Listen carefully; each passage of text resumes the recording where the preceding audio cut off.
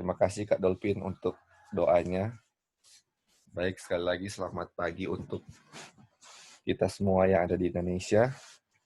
Dan selamat sore buat saudara-saudara yang ada di Amerika. Kita akan lanjutkan kita punya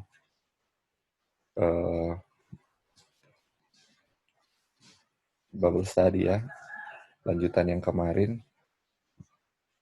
Nah, sebentar ya.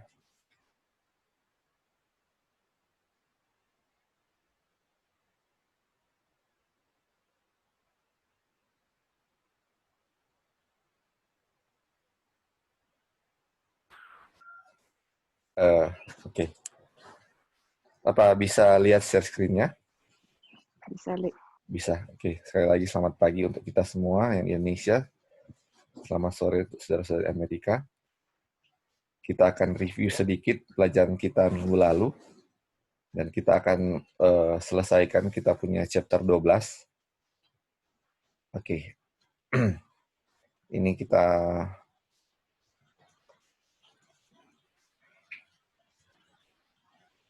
mau summary ya yang minggu lalu. Dan yang kita sudah bahas, dan kita akan bahas lagi, lanjutkan. Oke, ini kita review ya. Ini kutipan yang minggu lalu kita baca. Dibilang begini. Hubungan antara Tuhan dan masing-masing jiwa adalah sama istimewa dan penuh. Seolah-olah tidak ada jiwa lain untuk siapa dia memberi anak-anaknya yang terkasih. Dibilang, kita tidak bisa melakukan apa-apa dari diri kita sendiri. Kita harus datang sebagaimana kita adanya. Yesus suka kita datang sama seperti kita adanya, berdosa. Jadi terus ada yang bertanya kan, apa itu berdosa kan? Berdosa itu penuh dengan dosa, penuh dengan kelemahan. Jadi Yesus suka datang kita seperti adanya, penuh dengan kelemahan dan dosa kan itu dibilang seperti itu. Terus dibilang, tidak ada yang begitu berdosa sehingga mereka tidak dapat menemukan kekuatan, kemuliaan, dan kebenaran di dalam Yesus yang mati untuk mereka. Jadi sampai 3 kutipan ini, 3 atau 4 kutipan ini, kita temukan bahwa semua dosa bisa datang kepada Yesus dan Yesus bisa apa? Memurnikan kita atau bisa membenarkan kita kan? Karena dia sudah mati untuk kita semua. Tapi ada di kutipan yang di Review and Herald 24 Juli 1888 paragraf 12 dibilang begini. Tentu ini ada suatu. Jadi kalau kita baca sepotong ini kita akan mengerti begini ya, tapi kalau mungkin kita akan baca seluruh paragraf, kita akan mengerti. Tetapi ada kebanyakan orang yang hanya ambil di sebagian ini, dan ini kita ambil yang kebanyakan orang ambil ya. Dia bilang begini, kebenaran Kristus tidak akan menutupi ketidakbenaran siapapun. Nah, itu dia. Sedangkan kita sudah belajar sebelumnya, Yesus akan apa? Tolong kita, dia mau kita datang apa adanya kan? Dia bilang, semua ketidakbenaran adalah dosa.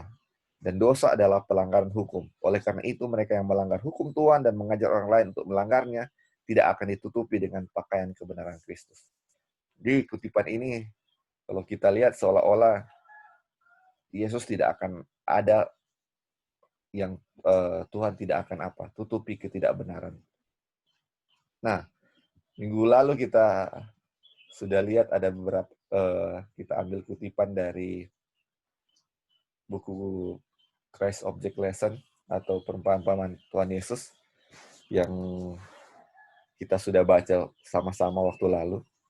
Dibilang ini, kejahatan yang menyebabkan kejatuhan Petrus dan yang menutup orang-orang Farisi dari persekutuan dengan Tuhan membuktikan kehancuran ribuan orang dewasa ini.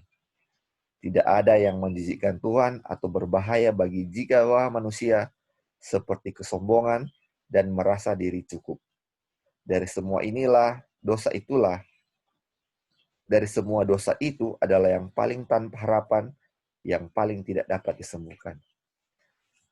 Jadi, ini kutipan ini, yang kebenaran Kristus tidak akan menutupi ketidakbenaran siapapun, itu adalah kepada orang-orang yang merasa diri cukup kan. Orang-orang yang merasa tidak perlu Yesus. Sedangkan, makanya yang dulu kita pernah belajar awal-awal, kita kenapa kita perlu Yesus? Atau kenapa kita perlu dokter? Karena kita sakit. Kenapa kita perlu Yesus? Karena kita berdosa. Jadi ketika Yesus itu sama dengan dokter kan, otomatis kalau kita datang kepada orang yang sakit, mau datang kepada dokter, dia dalam keadaan sakit. Bukan dia sudah sembuh kok. Terus, dokter, kemarin kita sakit, tapi sekarang kita mau ketemu dokter. Saya sudah sembuh sih, tapi saya mau ketemu dokter. Itu kan sia-sia kan, dia sebenarnya nggak perlu. Tapi kalau orang yang sedang sakit, itu dia paling kerasa, wah, saya harus ketemu dengan dokter. Nah, begitu juga kalau saya tidak merasa sakit, saya nggak memerlukan dokter. Dan ketika saya tidak memerlukan dokter, apakah dokter itu bisa menyembuhkan saya kalau saya tidak perlu dia, atau tidak mencari dia, atau pergi ke dokter? Tidak kan? Jadi saya harus ke dokter, baru dia bisa menyembuhkan saya. Sama dengan kebenaran Kristus tidak bisa menutupi ketidaksebenaran siapapun, kalau kita tidak perlu dia. Itu dia. Jadi selama kita berdosa, rasa berdosa, dan itulah, atau selama kita sakit, itulah kita datang kepada dia, dan dia akan menerima kita apa adanya. Dan dia senang kalau kita datang kepada dia seperti kita apa adanya, yaitu apa? Berdosa. Itu dia. Nah, itu kutipan yang kayaknya ada kayak berkontroversi ya, tetapi kita sudah sejauh ini kita clear ya sampai di sini. Kalau mungkin ada yang mau tanya silakan, atau tambahkan silakan. Itu yang kita bahas yang lalu ya. Terus kutipan yang lalu kita baca dibilang sini kan, kita tidak bisa melakukan apa-apa dari diri kita sendiri. Kita harus datang sebagai mana kita adanya. Jadi ini kutipan yang kita sudah baca yang lalu itu, seolah-olah ini kan kita perbuatan memang tidak ada artinya kan. Kita sudah belajar yang lalu, kita sudah baca beberapa kutipan. Jadi kalau iman Katolik versus iman Protestan, jadi kalau Katolik harus melakukan sesuatu agar kita bisa diselamatkan kan.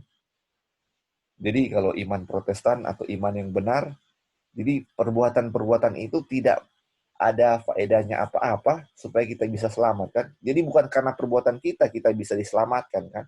Itu yang kita sudah paham selama ini.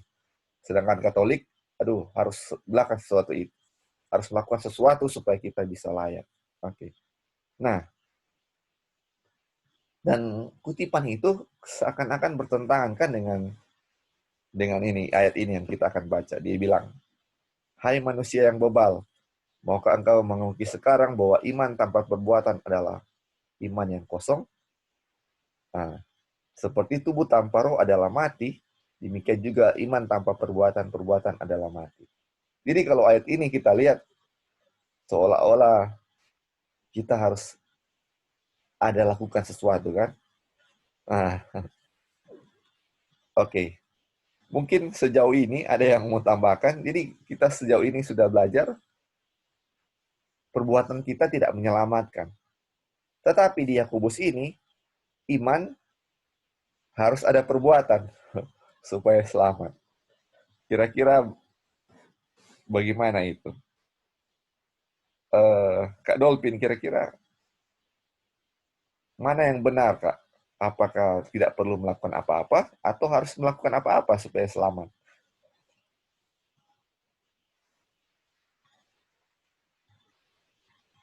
Iya. Sebenarnya jujur ini pernah orang bahas dulu waktu masih sama-sama, dan secara pribadi kita lagi tunggu-tunggu ini memang. Oke. Pas ya, oke. Kita dari dulu lagi tunggu pembahasan ini, dan jujur bahwa karena di sinilah konektivitasnya ya. Iya. Kan selama ini orang belajar harus Tuhan yang lakukan di dalam orang. Iya. Lalu pertanyaannya bagian orang apa? Oke, Iya. sudah terjawab bahwa kita tidak ada andil apa-apa ya, kita tidak ada kredit apapun. Betul. Nah, tapi Mm-mm. Saudara lihat ini pengalaman pribadi ya, jujur, karena kita belajar firman Tuhan. Tapi kalau kita membiarkan diri dengan konsep bahwa Tuhan yang melakukan dalam kita, dan kita ada posisi dalam tidak sungguh-sungguh, kita jatuh terus. Kita akan jatuh terus karena kita berharap ini dalam konteks tidak sungguh-sungguh ya. Iya. Karena begini, kita berharap Tuhan yang bikin dalam kita. Iya. Lalu kalau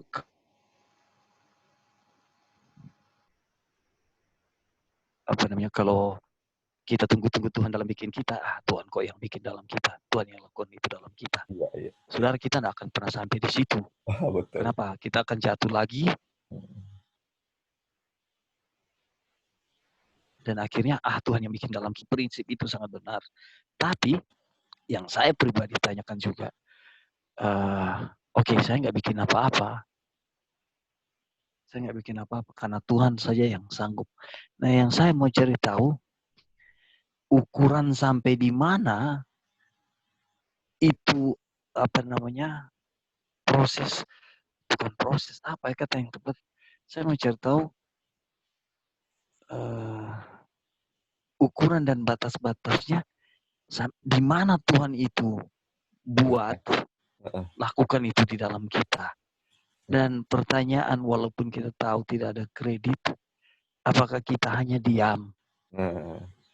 Apakah kita apakah harus ada yang kita lakukan? Nah, ini pertanyaan yang ada di Kalau mau simpulkan belum bisa, mau jawab belum bisa, karena ini juga kita punya pertanyaan. Mungkin ada saudara-saudara yang lain. Dan kita akan bahas ya. Terima kasih Kak Dolphin. Jadi ini juga menjadi pertanyaan Kak Dolphin kan. Dan kita rasa ini pernyataan kita semua juga, dan kita akan singgung sedikit ya ini tentang ini. Sebelum kita akan akhiri dia punya paragraf-paragraf ini. Oke. Ini ada Angel, ada keluarga Cigombong, ada Kak Acil, ada Kak Roy, Kak Wana, ada Joy. Oke, kira-kira ada yang mau kasih tanggapan? Kak Roy mungkin? Atau Joy, atau Kak Acil, Angel, Titiwi? Ya, silakan Kak Roy. Ya. Jadi, sebenarnya simple konsep ini, kebenaran oleh iman ini, atau pembenaran oleh iman ini dalam arti begini, kan di luar Tuhan Yesus kita tidak dapat berbuat apa-apa. Ya, betul Kak. Dan di dalam Tuhan Yesus itu bukan berarti saya sudah bergabung dalam satu denominasi tertentu, atau dalam kelompok tertentu, atau dalam kepercayaan tertentu. Tetapi di dalam Tuhan Yesus, supaya saya bisa berbuat atau bisa berbuah, itu artinya saya itu memiliki hubungan yang hidup dengan Yesus. Dan hubungan yang hidup itu seperti kita membutuhkan makanan dan minuman untuk tetap hidup, karena kita merasa itu sangat perlu, maka itu kita minum terus, kita makan terus. Dan kalau kita makan setiap hari, harus berapa kali, minum setiap hari harus berapa kali supaya bisa tetap hidup dan segar tubuh kita dan kuat. Demikian juga hubungan kita dengan Tuhan. Jadi pada saat itu sedang terlaksana, sedang terjadi, sedang dijalin dan dibina, maka segala sesuatu yang kita katakan, pikirkan, dan perbuat itu adalah berdasarkan iman. Tetapi kalau itu sedang tidak terjadi, maka apapun yang kita katakan, perbuat, dan lakukan, mau itu baik, mau itu charity, mau itu apapun, tetapi itu tidak sedang terbina hubungan dengan Tuhan, itu tetap bukan Yesus yang lakukan di dalam saya. Itu hanya akan membuat saya confident dengan diri saya, dan membuat saya seperti orang-orang Kristen pada umumnya yang tidak mengerti righteousness by faith. Ya. Yaitu kita bisa berbuat baik kadang-kadang, kita bisa jatuh kadang-kadang, itu akan terjadi dalam kehidupan kita. Nah, kita lihat saja Tuhan Yesus. Tuhan Yesus itu melakukan, dia memiliki hubungan, menjalin hubungan terus dengan Bapa. Seperti dia perlu makanan minuman untuk hidup, itulah yang dia lakukan terus. Sehingga dia tidak pernah jatuh. Apapun yang dia lakukan, katakan dan perbuat, itulah yang Bapa kerjakan di dalam dia. Makanya selalu keluar dari mulutnya, itu apa yang aku katakan, itu semua berasal daripada Bapa. Dan dia juga akui itu kepada Bapa kan. Aku sudah, apa yang kamu ini, aku lakukan itu yang engkau perintahkan selalu gitu. Nah, jadi intinya adalah bagaimana hubungan kita dengan Tuhan Yesus itu setiap saat, setiap waktu, itulah yang akan menentukan mengenai apakah Yesus yang perbuat dilakukan itu dalam saya atau tidak, apakah itu dosa atau tidak. Segala sesuatu tanpa iman adalah dosa, yaitu segala sesuatu yang kita lakukan tapi tanpa hubungan dengan Tuhan. Makanya kembali lagi kalau orang baca di Steps to Christ, di Desire of Ages nanti di chapter mengenai ke hari kunjungan Paskah, di mana orang tua Yesus itu Maria dan Yusuf kehilangan Yesus karena terlalu terserap dengan keadaan di perjalanan itu. Mereka kan berkelompok-kelompok, mereka baru sadar bahwa Yesus sudah tidak bersama mereka. Nah, akhirnya mereka kesulitan cari Tuhan Yesus kan. Nah, pada saat itu mereka temukan di bait suci berhari-hari. Nah, itu setelah itu aplikasinya Mrs. White tulis bahwa itulah kondisi kita kalau kita kehilangan hadirat Tuhan. Kita pun akan mau cari itu, panggilan itu, untuk bisa dapatkan kembali itu hadirat Tuhan. Itu akan butuh usaha yang sangat berat dan yang keras kalau kita terputus hubungan dengan Tuhan. Dan dibilang bahwa tidak perlu kita memutuskan untuk memutuskan hubungan dengan surga. Dengan kita mengabaikan saja kita punya hubungan dengan surga dan kita juga berbicara omong kosong dan lain-lain, itu akan putus hadirat Tuhan.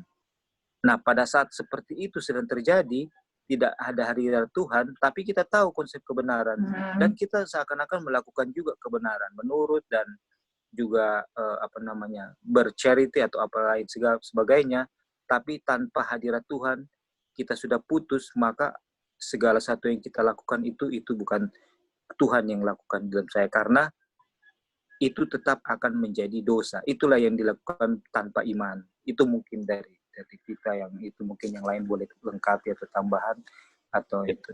Terima kasih, Terima kasih Kak Roy. Ya. Jadi ada poin yang kita ambil dari Kak Roy. Nanti kita akan singgung sebentar. Ya. Oke. Jadi sesuai ayat ini, jadi iman tanpa perbuatan sia-sia kan? Iman tanpa perbuatan sia-sia.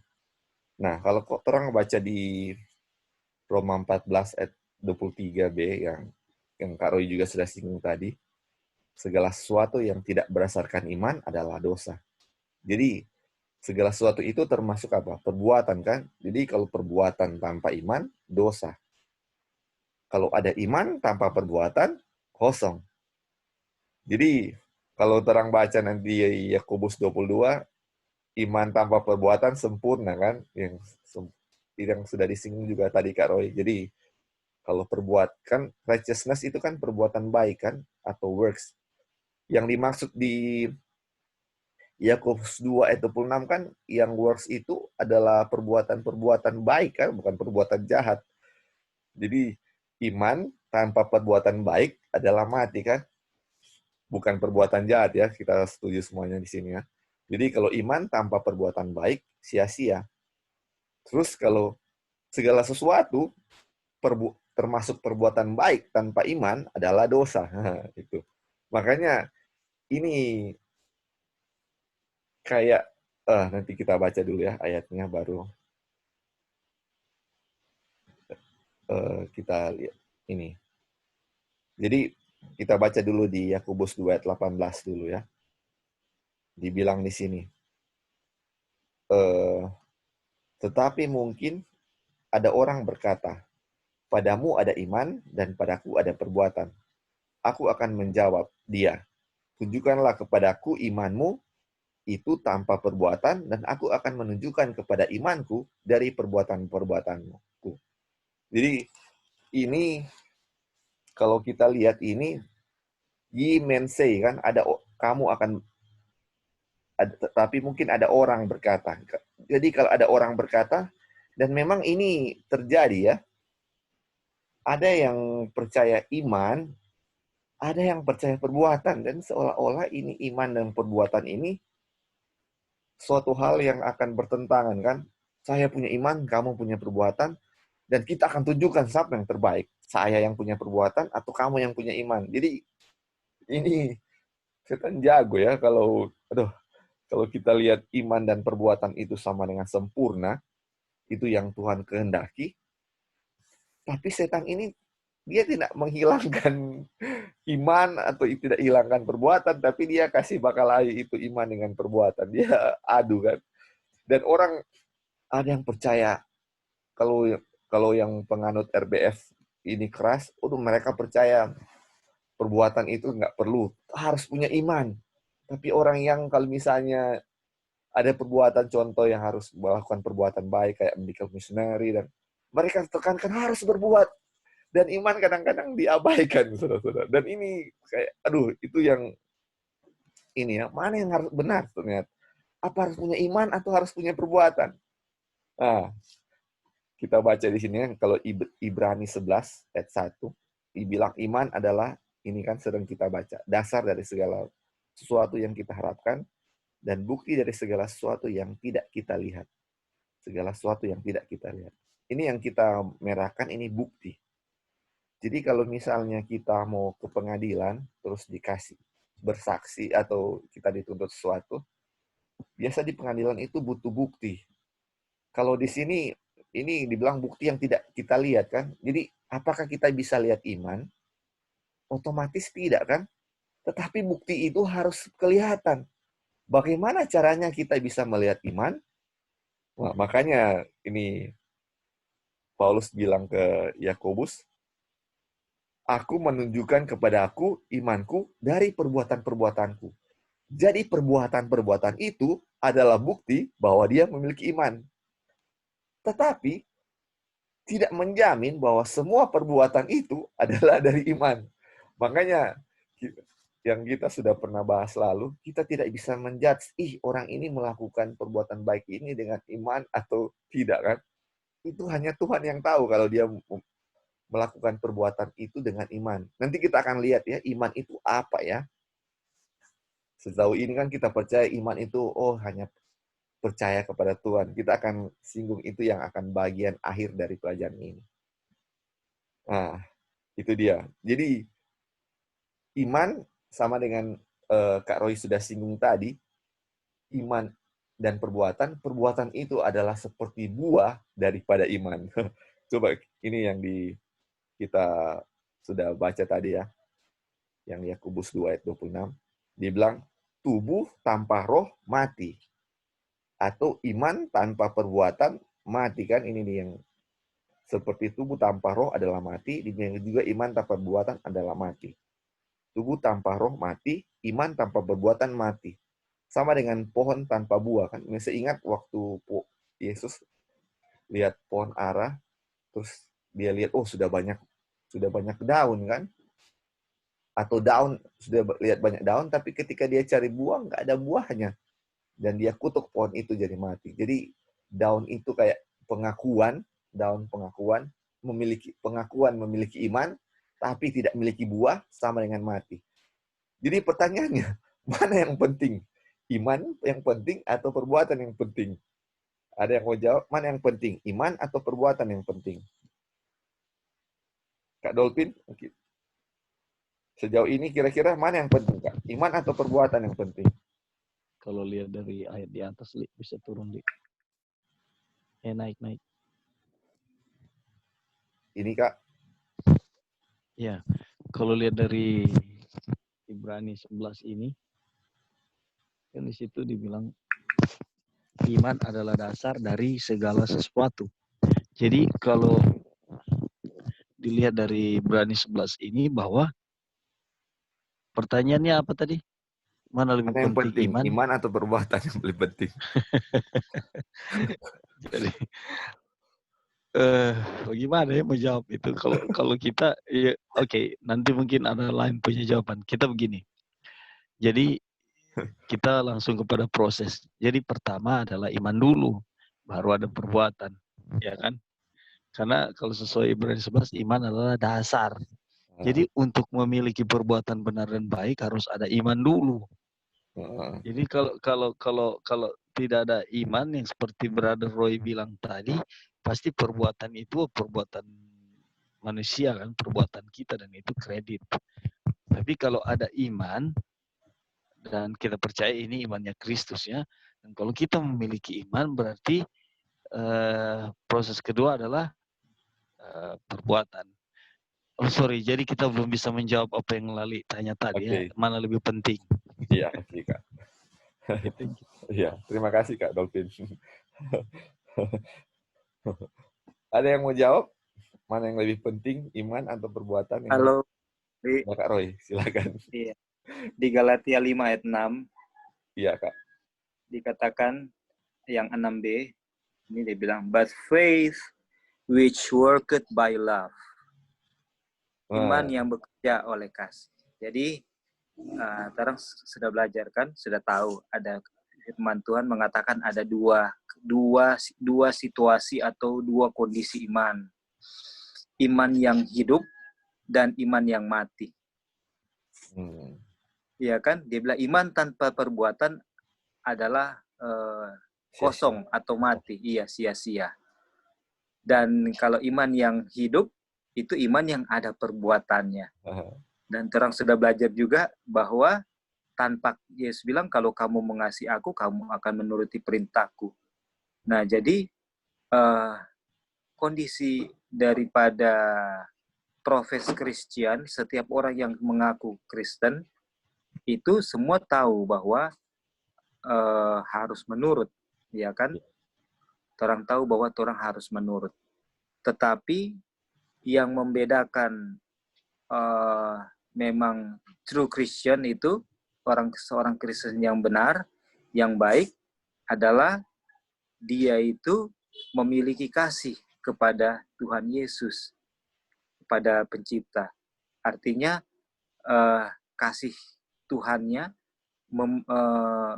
ya, orang sudah belajar, masuk ke dalam dirinya, kemudian dikasihnya itu dibangkitkan, sehingga segala sesuatu yang Tuhan ajarkan, perintahkan padanya, itu akan dia laksanakan. Kenapa? Karena kasih Bapaknya atau kasih Yesus itu ada di dalam dia. Itulah yang membuat imannya bekerja oleh kasih. Tapi kan iman muncul dari mendengarkan firman Tuhan, ya kan? Tetapi Rasul Paulus jelas sekali bilang bahwa ada iman yang kosong, iman yang mati. Nah, itu kenapa? Karena dia waktu dia baca firman Tuhan, misalnya dia baca 10 hukum, jangan begini, jangan begitu, atau semua, dia tahu itu prinsip untuk berbuat baik, atau prinsip untuk menurut, dia tahu. Tapi kalau dia tidak memandang Kristus yang ditinggikan, yaitu pekabaran the third angel message atau righteousness by faith, itu dia tidak praktekkan sebagaimana Bapa Yesus memandang Bapa, selalu Yesus praktekkan, maka dia punya iman itu tidak bisa menghasilkan buah-buah. Itulah iman yang mati, karena iman yang tidak ada kasih di situ. Jadi kenapa kita, ini mungkin bisa orang diskusi, no? Ini cuma dari sisi, kenapa bisa kita katakan bahwa ada iman tetapi tidak ada perbuatan? Itu jelas Alkitab yang katakan, iman yang mati itu namanya. Iya kan? Iya. Dan orang sudah belajar juga, here a little, there a little, kenapa itu imannya tidak ada perbuatan? Dia tidak sanggup berbuat, karena dia tahu untuk turut 10 hukum, tapi dia tidak memandang Kristus yang ditinggikan sebagai pernyataan kasih Bapa yang tidak terbatas, sehingga kasihnya tidak dibangkitkan, imannya menjadi mati. Dia akhirnya semua pelajaran Bible study, semua pelajaran yang dia pelajari dan dia lakukan setiap hari, dia belajar, tapi dia miss untuk memandang Yesus yang ditinggikan. Hasilnya adalah imannya mati. Dia tidak bisa menghasilkan buah-buah iman. Kalaupun kelihatan, ya kadang-kadang menurut, kadang-kadang berbuat baik, kadang-kadang jatuh. Itulah kondisi kita. Tapi kalau memang betul-betul iman yang bekerja karena kasih, itu seperti Yesus akan terjadi. Yaitu tidak akan kadang-kadang, itu kan ada kutipan, kita tidak akan kadang-kadang berbuat baik, tidak akan kadang-kadang jatuh, tapi kita akan selalu menghasilkan buah seperti air sungai yang mata air yang keluar terus. Kenapa? Karena mata air itu ada di dalam kita. Air hidup itu, yaitu kita selalu isi dengan apa namanya. Jadi jadi kalau pertanyaannya mana lebih penting, perbuatan atau iman, maka iman yang mana dulu, ya kan? Iman yang hidup atau iman yang mati?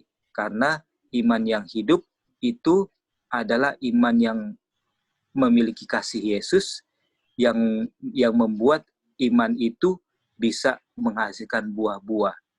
Tapi iman yang mati, atau kita katakan saja begini, iman yang mati itu adalah iman yang tidak memiliki kasih Yesus, ya kan, yang membuat dia kayak mobil tidak ada bensin, dia mati. Jadi sebenarnya kita lebih baik kita katakan iman, kalau kita sudah bilang iman, itu adalah iman yang hidup.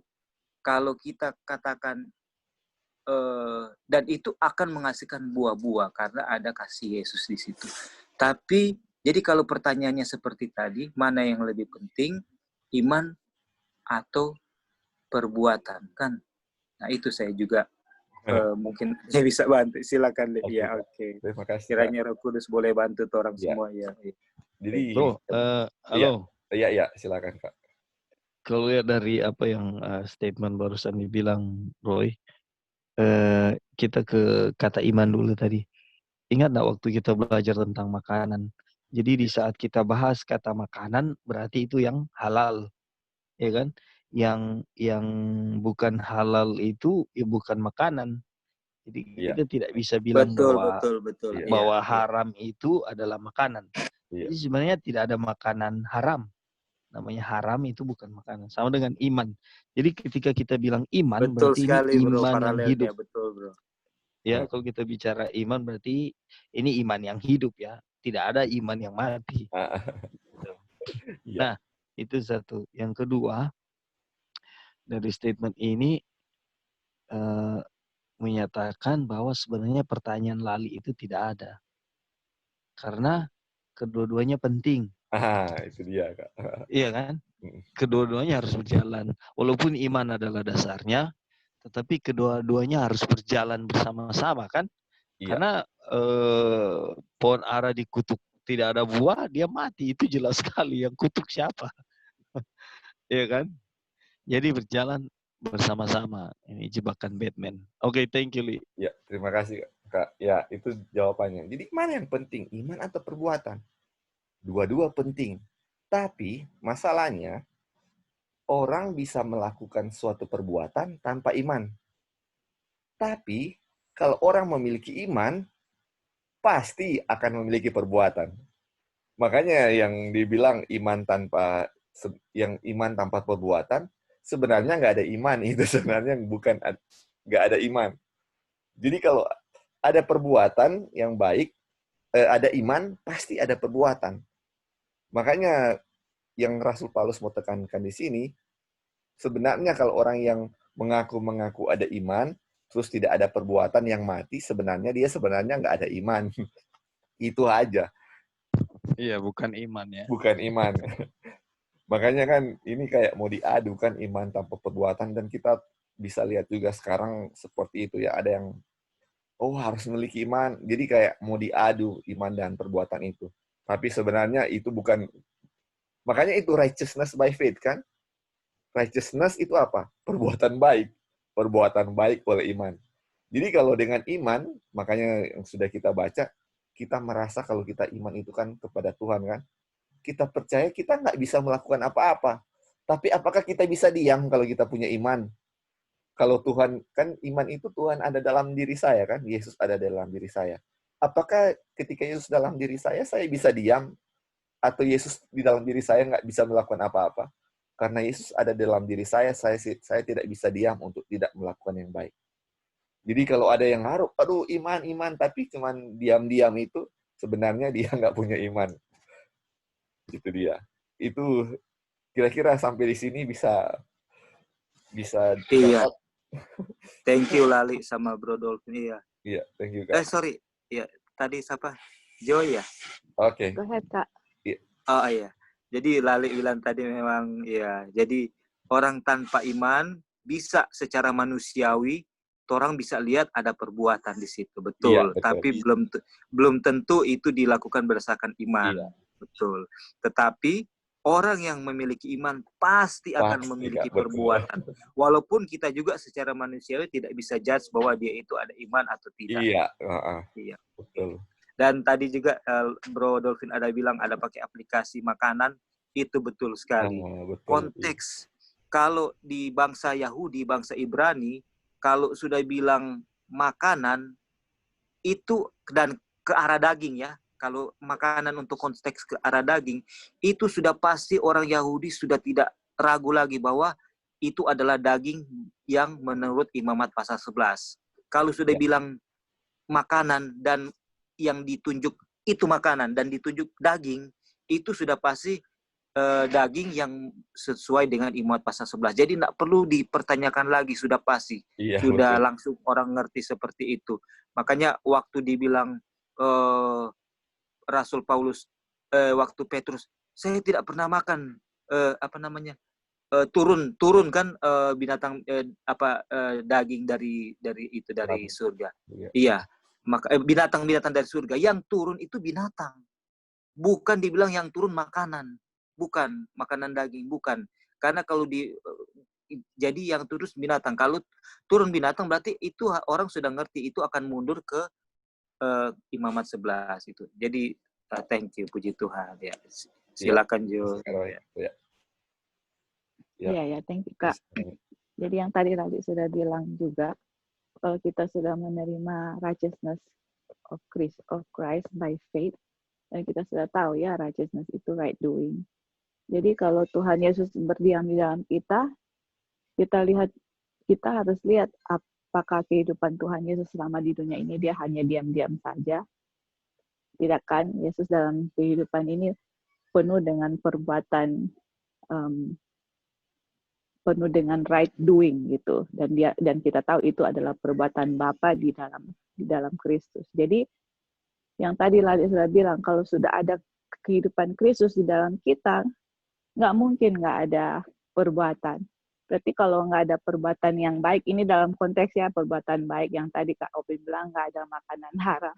Jadi kalau perbuatan baik yang dihasilkan itu adalah buah yang mana Kristus tinggal dalam kita.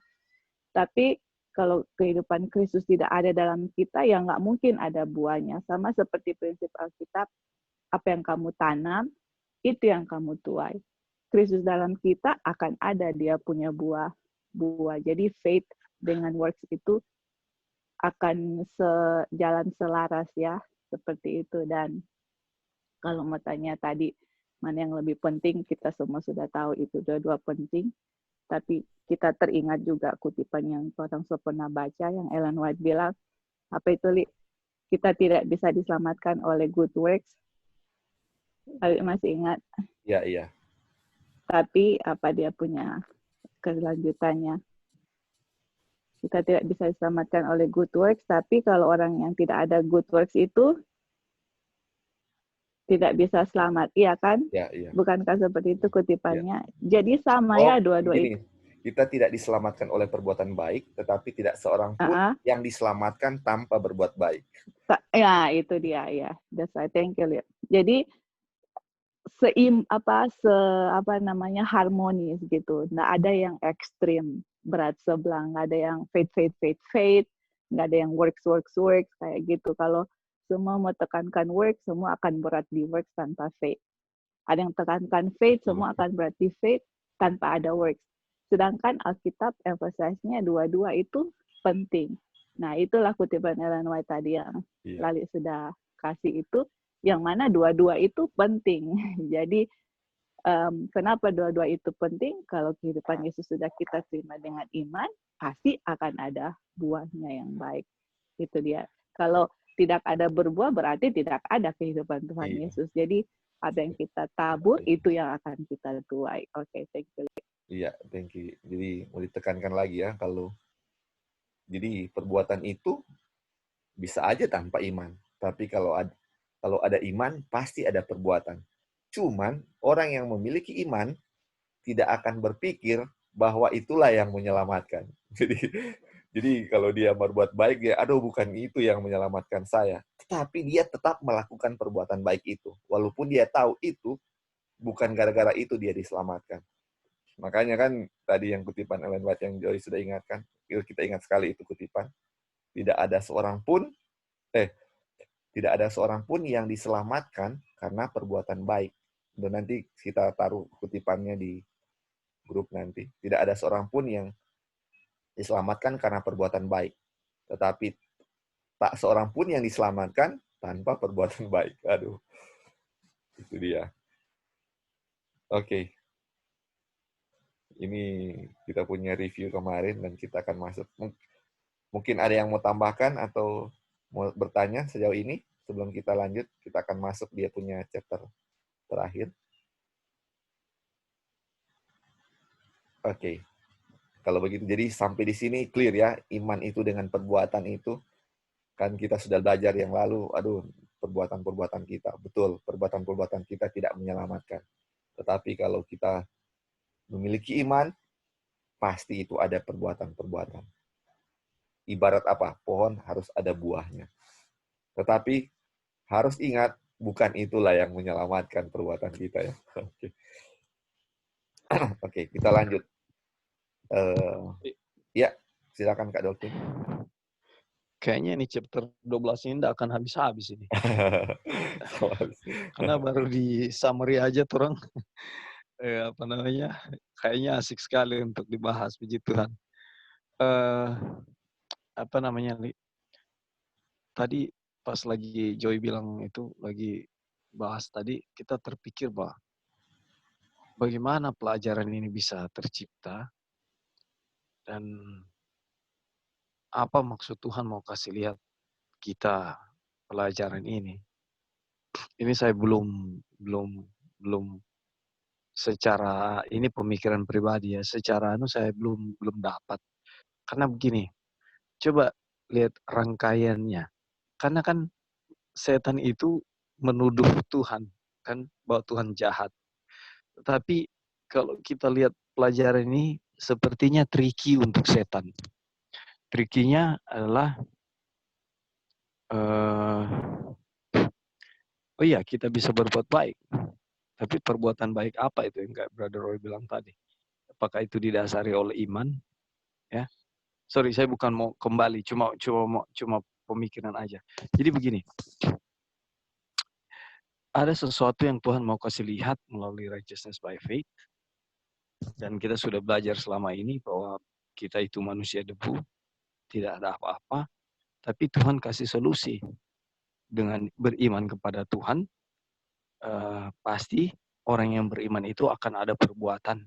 Dan yang luar biasanya lagi tadi Lali tambah bahwa orang yang memiliki iman pasti akan ada perbuatan dan dia tidak akan pernah berpikir bahwa dengan perbuatan itu akan menyelamatkan dia. Jadi ini tricky buat setan dan tricky juga buat kita manusia.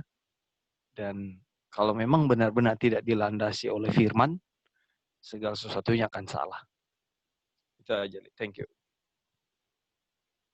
Iya, thank you Kak. Halo Li. Ya, Kak Roy. Iya, silakan. Iya, boleh kita tambahkan. Iya. Jadi apa yang dilakukan oleh siapa kok anak Adam dan Hawa, Kain dan Habel.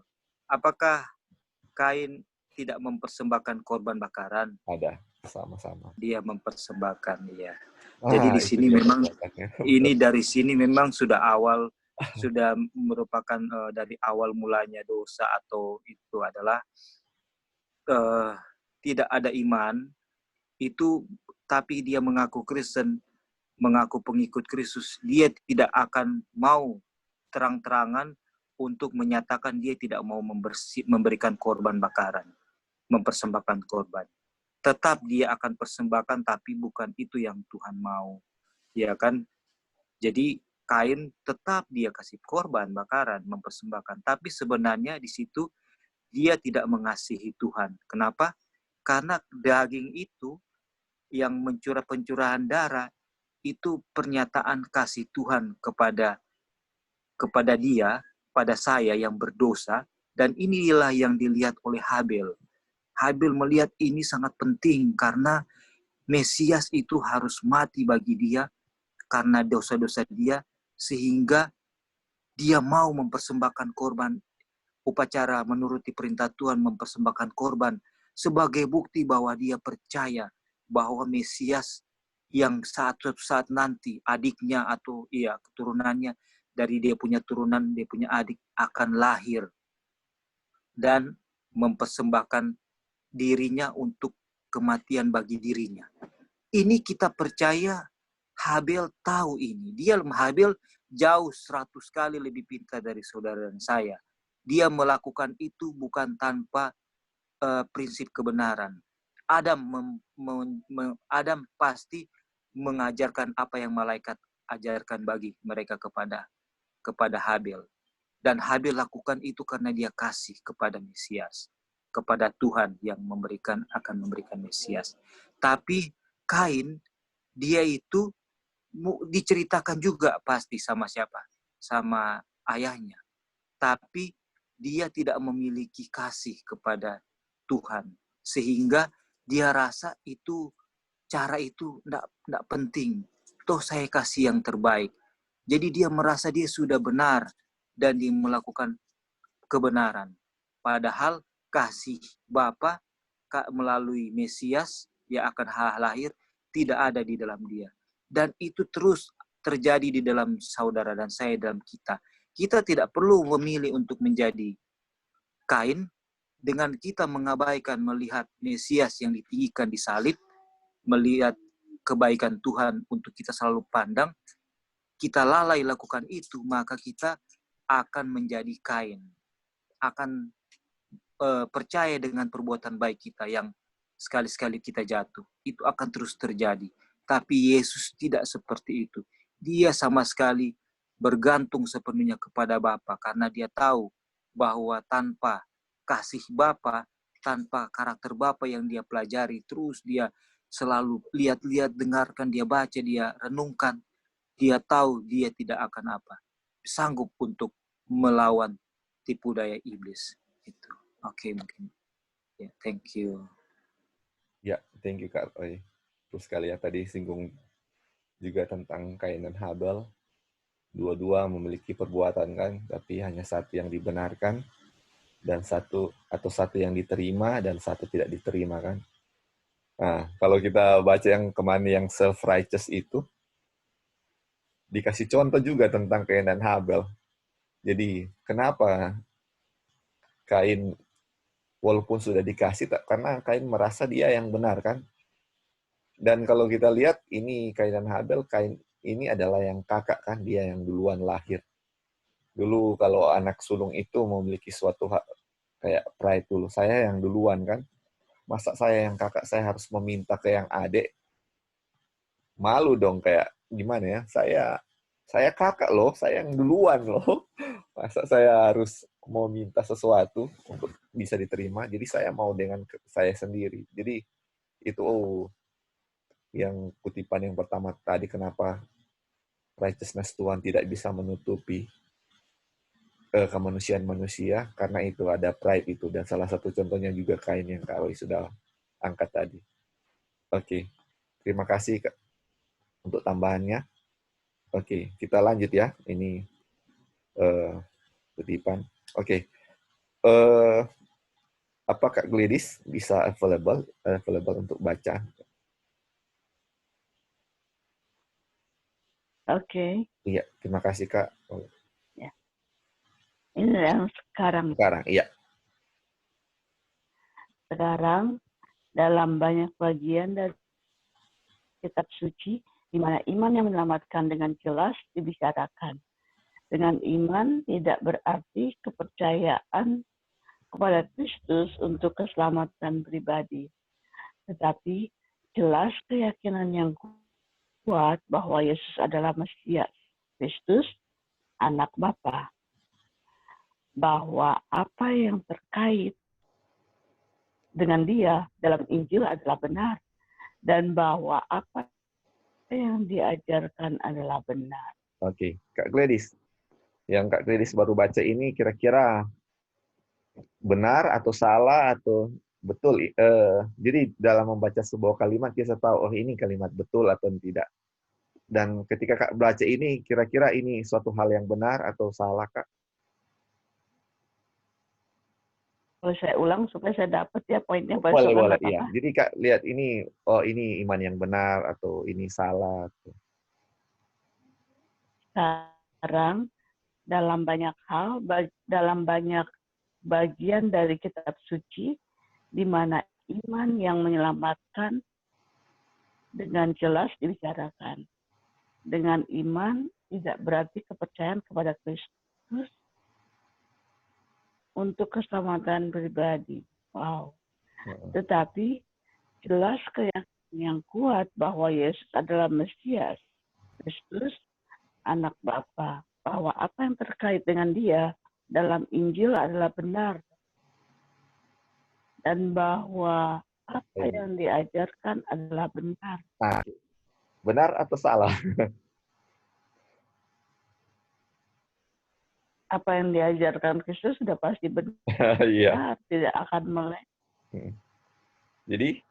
Sudah dapat poin ini, tapi kita ada sesuatu yang tersulit. Kita nggak tahu ini satu kata kita lari ke Ini lain arti. Ya, silakan. Ya, baik. Ya, ini yang tadi lagi mau tekankan kan. Dengan iman bukan berarti percaya kepada Kristus untuk keselamatan pribadi, tapi ada evidence atau ada bukti, ya kan? Firm belief that Jesus. Jadi kalau ada iman bukan hanya kita percaya, tapi harus ada bukti. Jadi tadi iman dengan work itu sama-sama gitu, karena kalau ada iman harus ada DP bukti juga, betul kan itu? Oke. Jadi menurut Oi ini statement benar atau salah? Benar. Oke. Kembali ke Kak Gladys. Kalau Kak Gladys, ini statement benar atau salah, Kak?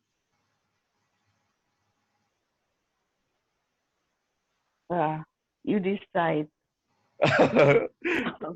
Kira-kira ini kan kita belajar, jadi nggak, kalau Kak Gladys salah nggak akan dihukum atau benar. Kira-kira benar atau? Ya, kalau di sini dibilang keyakinan Yesus adalah Mesias, anak Allah, itu semua totally benar. Apa yang diajarkan benar. Benar ya. Oke, ada dua orang jadi sudah Kak Gladys dengan Joy. Oh, kita boleh Kak Gladys baca lanjut, Kak?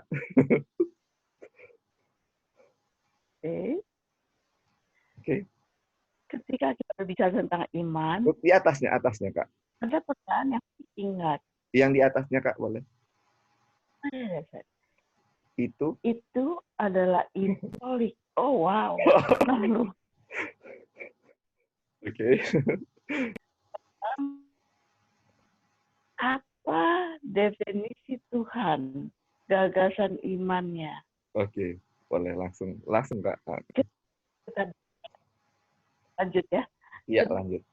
Kita berbicara tentang iman, ada perbedaan yang harus diingat. Ada semacam kepercayaan yang sepenuhnya berbeda dari iman. Keberadaan dan kuasa Tuhan. Kebenaran firman-Nya adalah fakta yang bahkan setan dan malaikat-malaikat tidak bisa sangkal. Oke. Oh wow. Lanjut Kak ya. Ini kayak mau tergantung apa itu ya. Coba lanjut aja. Bukankah roh-roh jahat memberitahu Yesus bahwa ia adalah Kristus? Ya. Kemudian iblis, setan, dan pasukannya percaya pada kebenaran dan kuasa Tuhan, bahwa firman-Nya itu benar, dan bahwa Yesus adalah Mesias, Kristus, anak Bapa. Setan dan malaikat-malaikatnya percaya semua itu. Tapi itu bukan iman. Hanya banyak kuasa yang ada dalam kepercayaan mereka untuk berbuat baik dalam hidup mereka. Tidak sama sekali memiliki iman. Tapi ini hanya iman Katolik, bukan? Iman macam apa itu? Itu adalah iman setan. Hanya itu yang ada. Kepercayaan setan seperti yang dikatakan ini. Namun kepausan menyampaikannya iman. Dan siapapun yang menyampaikan itu iman adalah orang penganut agama Yahudi, bahkan engkau mengaku sebagai seorang Advent. Tetapi saya membaca Step to Christ. Nah, itu nanti ada Step to Christ lagi, Kak. Sejauh ini, apa Gladys mau komen sesuatu? Aduh, belum berani, Li. Belum? Berani. Jadi Ricky, Ali, seakan-akan betul ya. Iya. Jadi ini makanya kita nggak kasih warna lain, tapi ini yang membedakan sebenarnya. Jadi kenapa ini yang dibilang kan? Jadi kalau Katolik itu punya kepercayaan, mereka percaya Yesus, mereka tahu itu Yesus anak Allah, anak Bapa, dan mereka percaya Injil bahwa oh itu betul, apa yang Yesus ajarkan itu benar. Tetapi tidak percaya bahwa Kristus akan sebagai apa? Keselamatan pribadi kan? Itu yang mau ditekankan di sini. Jadi percaya itu Yesus, tapi tidak percaya kalau itu bisa menyelamatkan. Itu dia. Itu adalah apa? Iman Katolik. Makanya kalau cuma percaya, makanya kita kan semua kan, oh kamu percaya Tuhan Yesus, oh percaya, aduh kamu itu orang-orang beriman. Dan kita orang-orang seiman, karena kita percaya Yesus itu anak Bapa, tapi kita nggak percaya bahwa Yesus itu mempunyai kekuatan untuk bisa selamatkan kita. Itu dia. Makanya ini dibilangkan di sini, berapa banyak kuasa yang ada dalam kepercayaan mereka untuk berbuat baik dalam hidup mereka. Jadi ini ya, dari salah satu dari setan itu harus memiliki iman, tetapi tidak perlu berbuat baik. Aduh, makanya dibilang sini, iman siapa ini? Dibilang, iman macam apa ini? Itu adalah iman setan. Dia harus percaya, tetapi tidak percaya untuk melakukan sesuatu ya.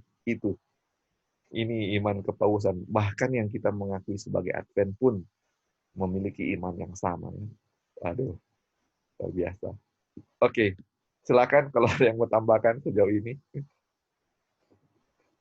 Ini dia. Ini kayak, makanya setan kayak di percobaan pertama di Taman Eden, hanya sedikit aja yang mau dirubah kan. Ini kelihatan seperti benar ya, banyak baca pertama, betul ya, tapi ternyata, ada sesuatu yang setan sisipkan dan kelihatan benar, tapi itu sebenarnya salah. Itu dia ya. Jadi cuma percaya kepada Kristus aja, oh itu Yesus Kristus anak Allah, itu bukan iman ya saudara-saudara. Karena setan pun memiliki hal yang sama. Percaya Yesus. Ketika setan percaya kepada Tuhan dan apa? Gemetar kan? He believe and tremble. Kita tremble aja enggak, tapi kita mengaku beriman. Setan tremble loh sampai gemetar kalau dia ini. Tetapi itu bukan iman, saudara-saudara. Aduh. Oke. Kalau nggak ada yang tambahkan, kita lanjut ya. Ini. Lali. Ya, silakan nih. Coba Lali, itu summary lagi, maksudnya kalau hanya bilang percaya tanpa perbuatan itu yang Katolik belief atau bagaimana tadi, Li? Oh, yang tadi. Yang satanic setan punya dari setan itu. Iya. Iya. Ya itu. Iya, jadi ini setan dan pasukannya ya atau malaikat-malaikatnya ini percaya bahwa firman Tuhan itu benar, percaya bahwa makanya kan karena dia percaya itu benar, setan sering menggunakan Alkitab kan, bukankah ada tertulis? Setan juga pakai ada tertulis kan? Nah, dan percaya bahwa Yesus itu Mesias, anak Bapa. Tetapi yang mereka tidak miliki adalah ini. Dengan iman tidak berarti mereka tidak percaya bahwa Kristus itu untuk apa? Bisa menyelamatkan kan? Dan ketika dibilang menyelamatkan, tapi di sini dibilang apa? Percaya, tetapi setan itu tidak ada perbuatan baik dalam diri mereka. Jadi mereka itu percaya Kristus, tetapi mereka tidak berbuat baik. Apakah ada yang perbuatan baik dari setan? Kan tidak kan? Itu dia. Oke, silakan nih tadi mau. Oke. Iya. Jadi kalau yang biasa kalian bilang, oh kita ada iman tapi tidak ada perbuatan baik, itu iman dari setan, betul Iya, kan? itu dia. Ya, jadi berarti kalau kita belajar dan terus bilang tidak berbuat baik, berarti itu iman setan, betul nggak? Iya, itu yang dibilang di sini ya. Ini betul. Ya, oke. Betul. Oke, Li. Iya. Cuma mau kasih statement itu aja. Iya, betul. Jadi, Halo, Li. iya Kak, silakan Kak. Anyway, good works itulah yang ditinggikan atau merupakan ini oleh Katolik dan agama-agama kekafiran kan? Iya. Adalah perbuatan baik, gitu ya. Dan Katolik juga mengajarkan untuk perbuatan baik. Dan secara setan juga percaya bahwa Tuhan Yesus itu adalah anak Bapa atau Tuhan ya. Dia gemetar, dia gemetar, tapi dia tidak memiliki iman kepada Tuhan Yesus. Kenapa? Karena apa yang diajarkan atau dikatakan oleh Tuhan Yesus itu dia tidak lakukan. Artinya sebenarnya kalau kita mau coba cerna ini, bahwa agama kekafiran, apapun itu labelnya, mereka mengajarkan perbuatan baik, tetapi ya kan mereka mengajarkan charity dan lain-lain, tetapi itu untuk menyelamatkan mereka, untuk membuat mereka lebih layak untuk menerima reward keselamatan. Tetapi mereka tidak percaya bahwa yang mau menyelamatkan itu adalah jasa daripada Tuhan, adalah righteousness of Christ, kebaikan Yesus. Ini kita mau coba cerna ini karena iya kan gitu ya, Li ya. Oke. Iya kan itu jadi. Coba Kak lihat ini ya. Coba kita kasih ini lagi. Bisa lihat yang Matius 7 ayat 21 Kak. Tadi kan Kak Rawi bilang kan banyak mujizat perbuatan baik kan. Tapi Tuhan bilang ini perbuatan jahat kan.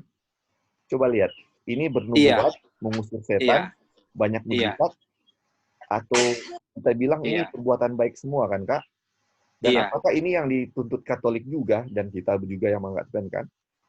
Bernubuat, setan, ini artinya perbuatan baik semua. Tapi ini apa? Iya, jahat. Iya, pembuat kejahatan. Karena ada apa di situ Kak? Kita sudah tahu karena ada apa? Kami kan? Kami. Kenapa? Kenapa itu akan ada di situ? Iya. Karena dia perform itu bukan berdasarkan dia perform itu, lakukan itu, tapi sebelumnya tidak ada imannya. Iya. Atau tidak ada kasihnya. Iya. Karena iman dan kasih itu tidak bisa dipisahkan. Iman itu kasih dan keadilan, iya kan? Kasih dan keadilan sama iman dan kasih itu sama dengan keadilan dan kasih dua-duanya nggak bisa pisah. Yesus harus digantung di salib itu karena ada kasih. Tetapi kenapa cara mati Yesus untuk menebus harus digantung di salib? Karena ada keadilan. Di mana dosa itu terlalu besar sehingga tidak mungkin Tuhan Yesus mau hapuskan dosa kita, cuman tetap senang-senang di surga. Harus ada pengorbanan. Jadi kasih dan keadilan. Jadi sebenarnya kenapa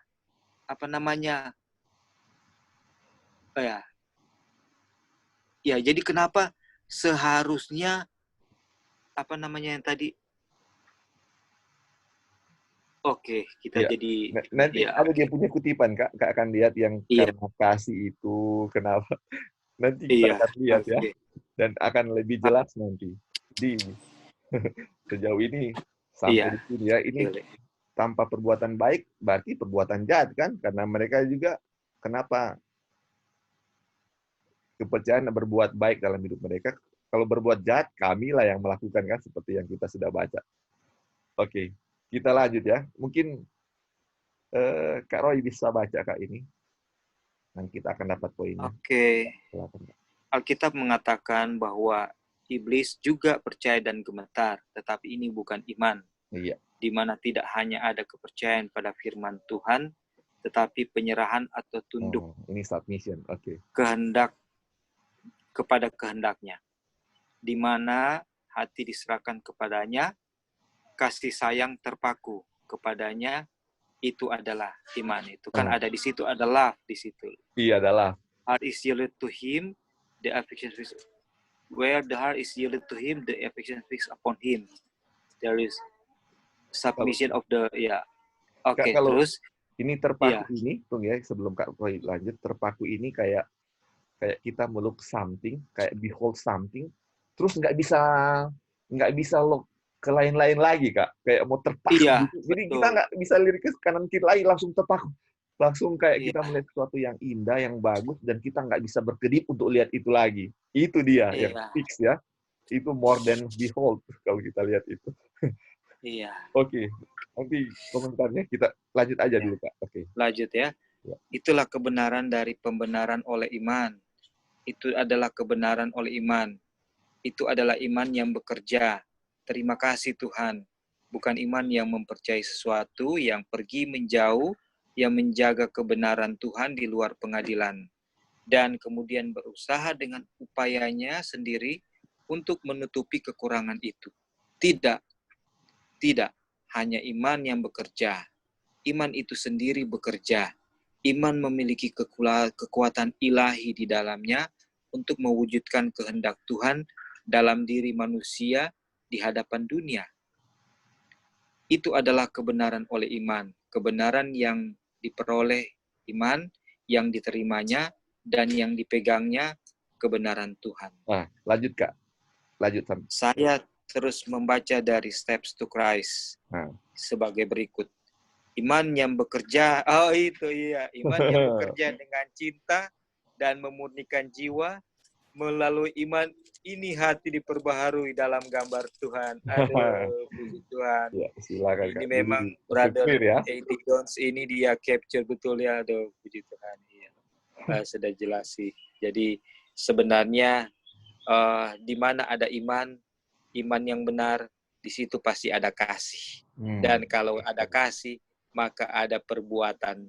Dan perbuatan yang keluar itu tidak akan membawa diri sendiri untuk mengambil kredit. Itu akan murni, tidak akan pernah disangkal.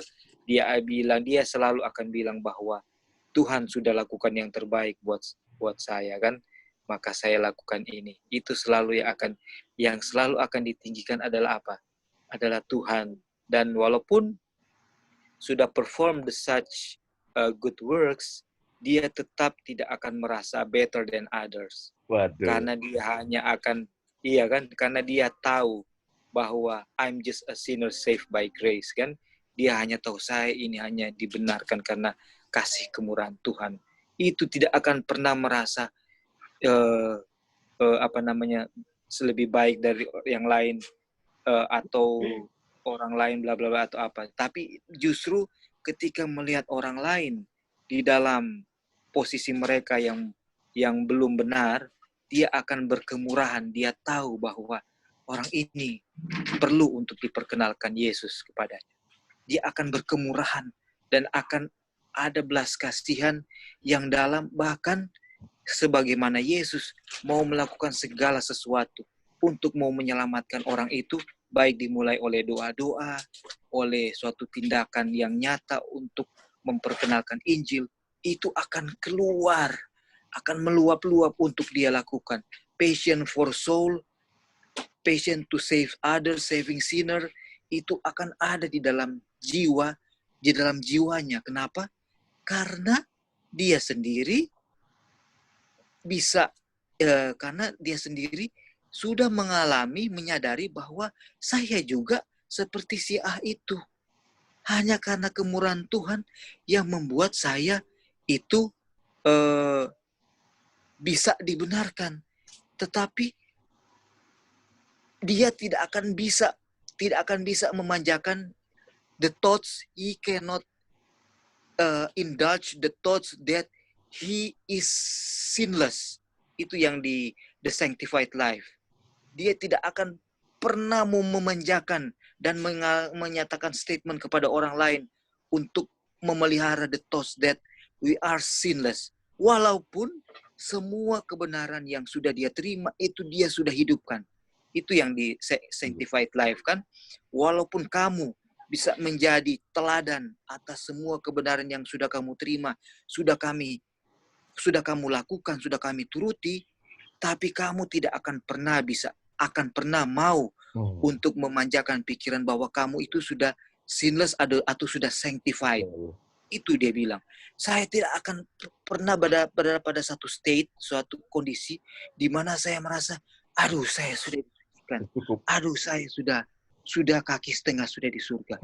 Aduh, saya tidak akan pernah itu. Saya akan selalu merasa bahwa I'm just a sinner. Kenapa?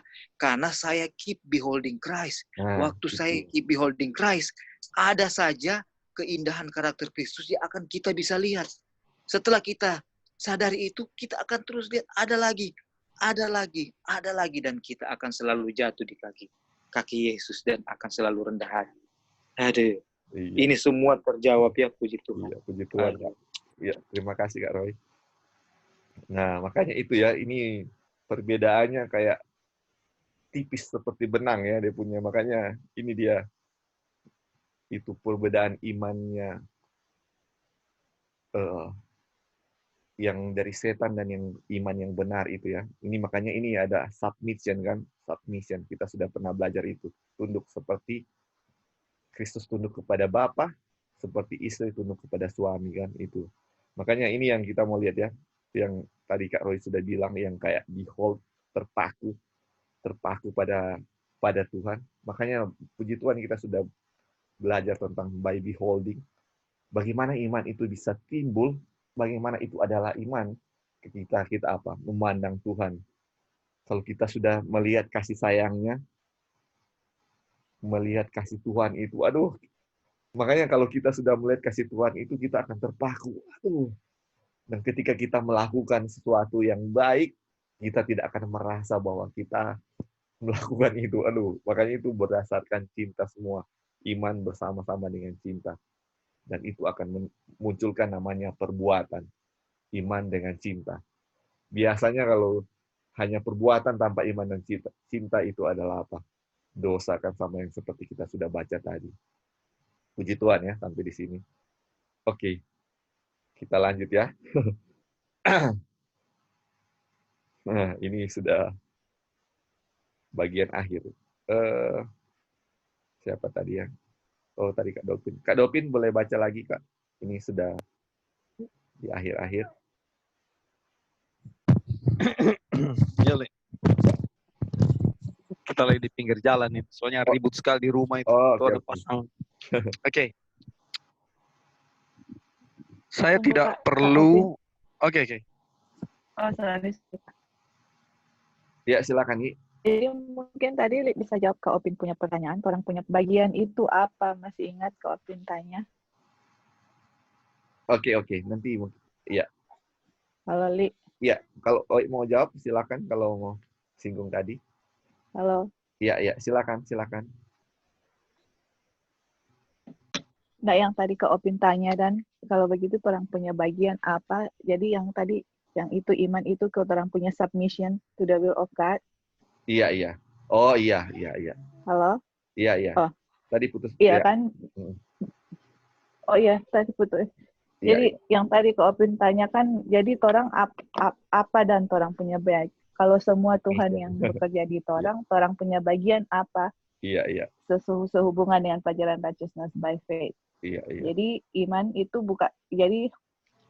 bukan hanya percaya firman Tuhan, tapi submission of the will to Him. Jadi orang punya tunduk kepada Tuhan, of the will ya, kita punya kehendak kepada Tuhan. Jadi sedangkan untuk mau tunduk kepada Tuhan juga orang harus minta help me Lord, willing to be made willing ya. Iya. Jadi itulah orang punya bagian, apa kehendak Tuhan, apa maunya Tuhan di dalam firman Tuhan. Jadi waktu orang baca firman Tuhan, saya mau ikut, saya mau serahkan saya punya jiwa, dan biarlah Tuhan yang bekerja. Jadi itulah orang punya bagian pertama adalah untuk submit orang punya kehendak, submission of the will. Submission of the will to Him gitu. Jadi itulah orang punya bagian, kita punya hati diserahkan kepada Tuhan dan tetap memandang kepada Dia gitu. Ya. Oke, Li. Thank you. Kasih. Jadi yang setan tidak punya, setan kan dulu dari dulu ya saya percaya, kalau ditanya apa itu iman, saya akan bilang percaya kan. Dan itu memang iman itu memang percaya kan, percaya kepada Tuhan. Ternyata kalau dijelaskan sini, setan pun dan malaikat-malaikatnya percaya kepada Tuhan, percaya firman Tuhan, percaya bahwa dia anak Allah, tapi itu bukan iman. Makanya yang membedakan itu iman, dan yang harus menjadi bagian kita itu adalah apa? Submission atau penyerahan, tunduk. Itu yang setan tidak ada ya. Dan itu yang harus kita lakukan agar kita bisa memiliki namanya iman. Makanya itu dibilang apa? Itu adalah iman. Dia bilang kasih sayang terpaku padanya. Jadi dengan melihat Tuhan, terpaku kepada Tuhan, itu adalah iman. Itulah yang membedakan. Iya. Oke. Ya. Ya, silakan. Sorry. Jadi yang pertanyaan Kak Dolphin itu yang sudah dijawab oleh Kak Joy, sebenarnya itu akan ada di chapter 13 dan akan dibahas detail juga. Wow. Tidak sabar. Ya, kita akan lihat ke depannya. Puji Tuhan. Luar biasa ya, puji Tuhan. Makanya Kak untuk mengerti semuanya harus baca semua ya tulisan Eti Joy. Iya. Jadi ini kan baru chapter 12, mungkin masih kabur-kabur, tapi kalau udah baca semua baru mungkin kita bisa tahu dengan persis apa itu righteousness by faith, bagian kita itu apa, kayak gitu dengan detail. Puji Tuhan, thank you Tuhan. Ya. Thank you Kak. Iya, puji Tuhan semua. Tadi Kak Gladys mau bilang, ya silakan. Oke, saya mau coba buka case sedikit, boleh? Oke, silakan Kak. Oke, ini karena kan menyinggung tentang Katolik ya. Iya. Okay. Dan itu bedanya cuma seini rambut. Alright. Kan kita tahu ya Katolik ini pengakuan, maksudnya boleh bayar dan ini saya orang Katolik. Ini case. Dan saya pergi ke priest, mengaku saya punya dosa. Oh, ini tadi kita begini. Ini kita mau bayar dan kita percaya dan kita mau dibersihkan. Alright. Lalu priest saya bilang, ya, dosamu sudah ampuni, pergilah pulanglah, jangan buat lagi ya. Saya berjanji. Pas saya keluar, saya berjanji dan saya nih namanya iman Katolik, don't get wrong ya tentang Katolik, mereka tuh ketat, kuat dan mereka ikuti semua. Karena saya sudah percaya, saya sudah mengaku, saya sudah bayar, dan saya berjanji tidak membuat lagi. Ini saya benar-benar 100% mau ikut Tuhan. Saya keluar dari itu gedung atau ruang. Tiba-tiba saya ditabrak mobil. Gone. Nah, ini bagaimana nih? Saya punya iman sama Kristus, saya sudah diampuni. Lalu saya ketabrak mobil, saya mati. Apakah, benar-benar ini, singkat saja, apakah saya selamat? Nah, Karena saya benar sudah mengaku dan silakan. Terima kasih Kak. Jadi istilahnya dia punya singkat cerita iman yang salah, tetapi hanya itulah yang dia ketahui benar kan Kak. Jadi saya nggak bisa mau bilang selamat atau enggak, karena mau selamat atau enggak bukan bagian manusia ya, karena itu bagian Tuhan. Tapi yang kita bisa lihat di sini, yang kita ada ayatnya, jadi kutipannya, jadi manusia itu di judgment sesuai dengan pengetahuannya. Jadi kalau pengetahuannya bahwa itu benar, bahwa itulah kepercayaannya dia, dan dia belum mendapatkan terang apa-apa bahwa itu salah, wah, sesuai kutipan itu kita rasa dia diselamatkan sesuai dengan apa yang dia tahu, karena dia pikir itu benar kan. Tetapi beda dengan orang yang sudah tahu dan masih melakukan itu dia. Dan ada juga memang cerita, memang betul ya Kak Gilis bilang, ada di Amerika Latin, kita pernah baca dari Cameron punya itu tulisan, dia bilang di Amerika Latin itu ada katedral besar, bahkan di dalamnya berlapis emas, tapi banyak orang miskin di sana. Karena orang-orang di sana ketika mereka berbuat dosa, mereka percaya bahwa dengan pengakuan membayar itu, mereka jual semua hartanya, mereka jual dan kasih kepada gereja kan, untuk supaya dapat pengampunan dosa. Tapi apakah mereka bisa berhenti berbuat dosa? Mereka tetap akan ada dosa, dan makanya gereja tahu bahwa manusia itu tidak bisa berhenti berdosa kan. Makanya dibayar-bayar terus. Ketika habis bayar, berdosa lagi, bayar. Dan seperti itu. Dan itulah kepercayaan mereka, dan mereka benar-benar yakin akan hal itu. Nah, makanya seperti Kak Gladys tanya, ketika kalau dia mati, bagaimana? Apa diselamatkan? Sesuai dengan kepercayaannya itu, kalau dia yakin. Kita rasa seperti itu ya, tapi saya tidak, sebagai manusia tidak menjudge itu, tapi sesuai dengan kutipannya seperti itu ya. Kalau dia hanya tahu yang itu yang benar, dan dia melakukan itu dengan sungguh-sungguh, Tuhan tahu ya. Mungkin itu. Mungkin ada yang jawab lain, ya silakan. Iya, itu jawabannya ada di Yohanes 9. Masih ingat yang bukan perumpamaan, cerita yang orang muda yang buta. Iya. Tuhan Yesus bilang, kalau kamu bilang kamu buta, kamu tidak berdosa. Tapi kalau kamu bilang kamu melihat, your sin remain, kan? Iya. Jadi kalau orang tidak tahu apa-apa, hanya itu yang orang tahu, Tuhan judge sudah dengan itu. Iya. Tapi kalau orang sudah tahu terang, tapi terang. Iya. Oke. Gimana kira-kira Kak Gladys? Iya. Sesuai, karena kita tidak bisa judge ya, cuma Tuhan yang tahu. Iya. Itu penjahat yang di sebelah salib Yesus, betul. Itu dia, di situ aja. Betul, Kak. Jadi Tuhan nggak lihat the past, saat itu dia bilang, ya itu dia. Wow, terima kasih jawabannya. Tapi kalau kita lihat ya, kalau Wahyu 18, semua akan diterangi, the whole world. Jadi tidak ada seorang pun yang akan bilang, aduh saya belum pernah dengar. Nanti semua akan tahu ya. Jadi semua akan dihakimi karena semua akan tahu itu kebenaran. Jadi mungkin kalau di past, di lalu kan, makanya kan di masa God twinkling kan, ketika di masa sebelum kita tahu, Tuhan berkedip kan. Masih ingat itu kutipan ayat itu? Itu dia. Di masa time of ignorance. Time of ignorance, iya, itu dia. Time of ignorance. Terima kasih. Oke, Kak Dolphin, boleh lanjut Kak tadi yang mana ya tadi? Sorry.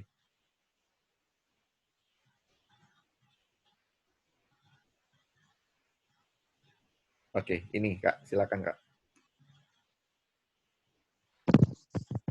Saya tidak perlu membaca lagi karena ini sudah cukup untuk menunjukkan perbedaan dan waktu sudah jauh berlalu. Ini cukup untuk menunjukkan bahwa doktrin kepausan tentang pembenaran oleh iman adalah doktrin setan.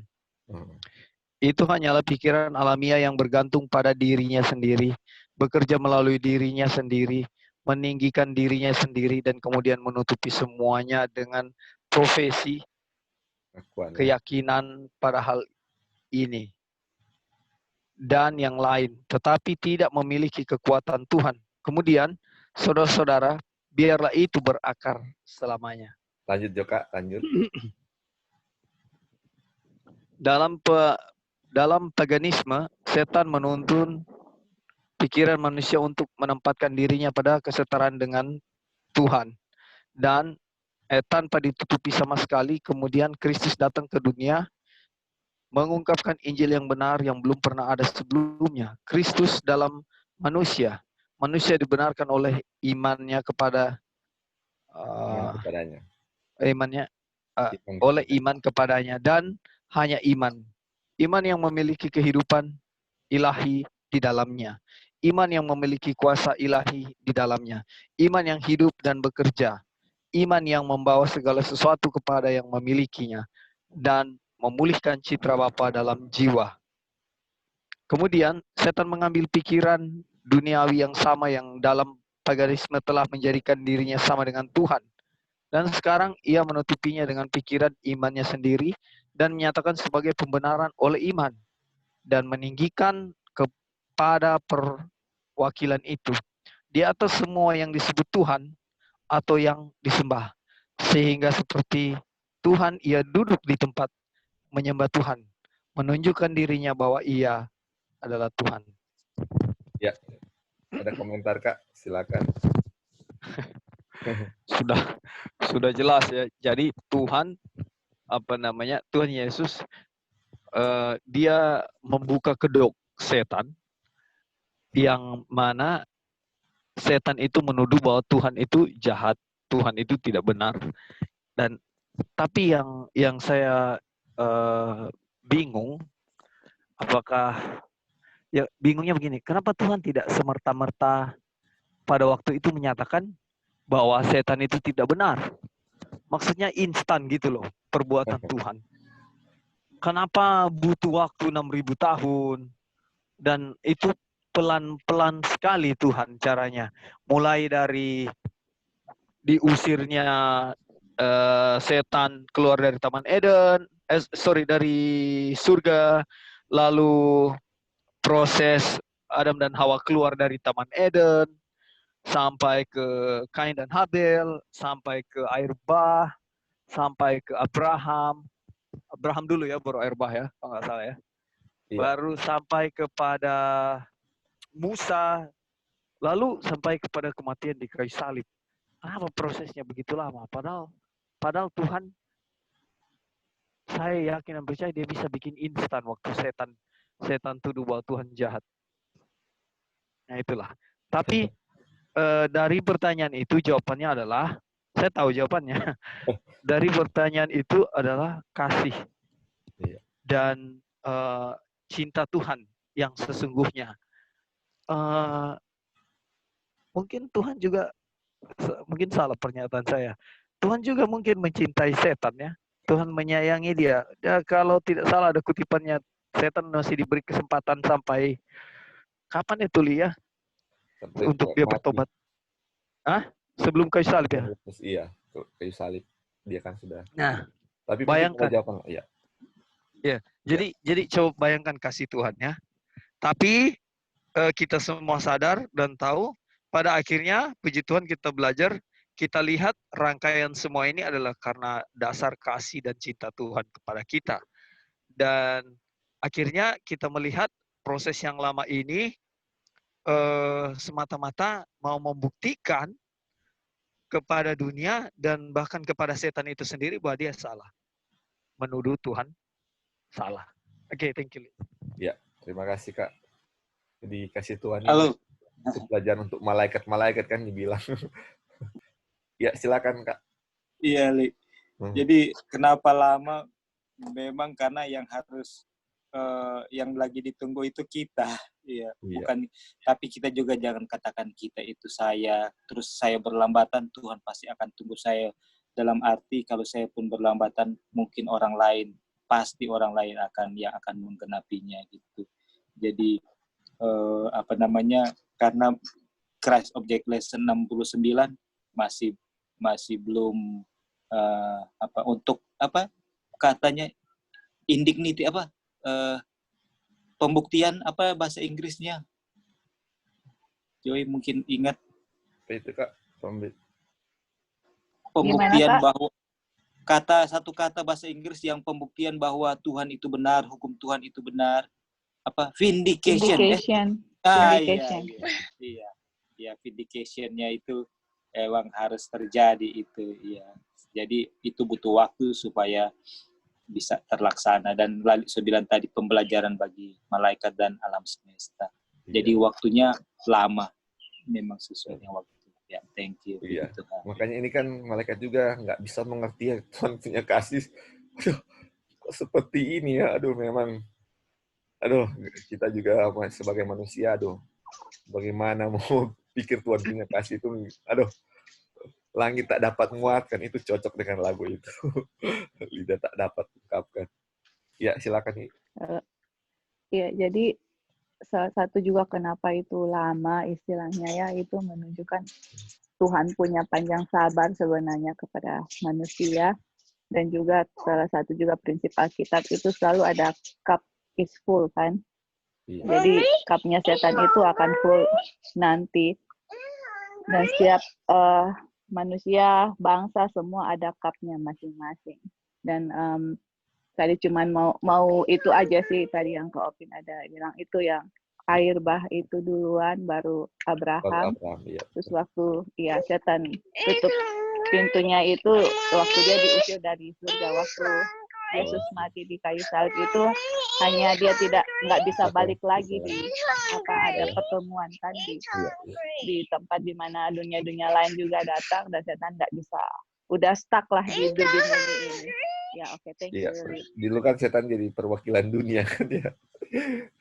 Harusnya Adam kan, tapi karena dia sudah menang, setan jadi perwakilan dunia untuk dengan dunia lain. Iya. Oke. Kita akan selesaikan. Apa Dion boleh baca?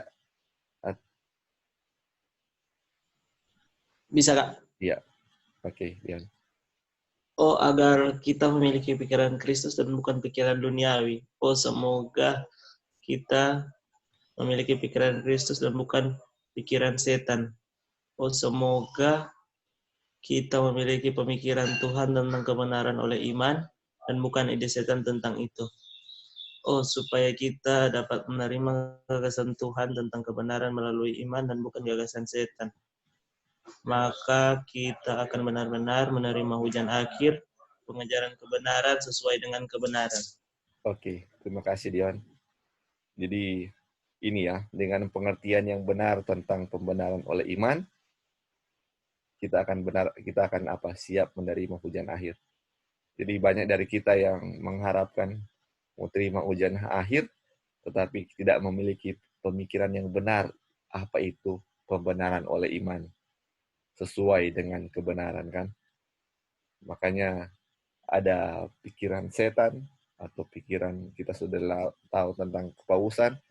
Jadi sebenarnya kalau kita sudah tahu itu, kita tidak bisa dicurahkan hujan akhir dengan pengetahuan atau kepercayaan sama dengan kepercayaan Katolik ya, yaitu dengan pembenaran oleh iman versi mereka. Oke. Boleh Anti Erli baca yang terakhir? Oke, Lali. Ya, terima kasih. Yang terakhir. Ya. Saudara-saudara, marilah kita percaya pekabaran malaikat ketiga. Sekarang saya berharap bahwa jalan terbuka di hadapan kita untuk belajar.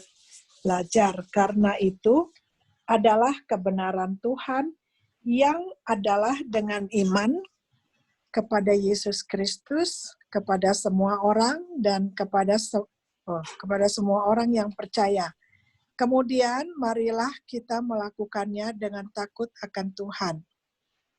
Mencari Roh Kudus-Nya untuk membuat rencana bagi kita. sehingga guru kebenaran dapat mengajar kita kebenaran dengan kebenaran. Wow. Sesuai dengan kebenaran. Jadi siapa yang mengajarkan Auntie Early kalau ada sesuatu yang belum mengerti? Tuhan punya Roh Kudusnya. Roh Kudusnya yang akan jelaskan. Jadi masih ingat yang pertama kita belajar, kalau ada sesuatu yang kita tidak mengerti, apakah kita harus tanya seseorang untuk bisa mengerti? Nggak perlu. Tidak, kita kan? cari Tuhan, supaya Tuhan Tuhan mengirim Roh Kudusnya. Jadi itu dia ya, ini yang pekabaran malaikat ketiga ini selalu menekankan kita untuk bertanyalah kepada Tuhan, jangan kepada manusia. Kadang-kadang kalau kita sudah bertanya, fokus, aduh si A yang tahu ini. Jadi kita tanya ke A, dia mau jelaskan dengan dia punya kepintaran. Tetapi kalau misalnya kita nggak tahu ya kalau misalnya dia dipimpin Tuhan atau tidak. Puji Tuhan kalau dia dipimpin Tuhan. Tapi kalau tidak bagaimana? Apakah keselamatan kita akan tergantung ke dia? Tidak akan. Makanya selalu Jones menekankan di sini. Dan kita tahu Jones ini dipimpin oleh Tuhan ketika dia mengabarkan ini. Dia bilang selalu apa? Tanya kepada Tuhan. Dan Tuhan sudah mati untuk kita. Apakah untuk mau kita selamat? Apakah dia tidak akan kasih firman yang benar? Kalau kita benar-benar minta, itu dia. Lali. Ya, silakan Auntie Early. Mau tanya. Kan kita berdoa itu minta sama Tuhan kan? Nanti Ya, Tuhan betul. kirim Roh Kudusnya. Bukannya kita berdoa kepada Roh Kudus kan? Oh, bukan. Minta kepada Tuhan dan dia akan kirim Roh Kudus. Roh Kudusnya. Berarti kepadanya yang kita akan minta dan rohnya akan dikasih. Betul. Dibilang guru kebenaran itu siapa? Kristus berarti? Iya, guru kebenaran Kristus itu. Ya, oke, thank you. Dan dengan rohnya dia akan apa? Kasih kebenaran kepada kita. Itu dia.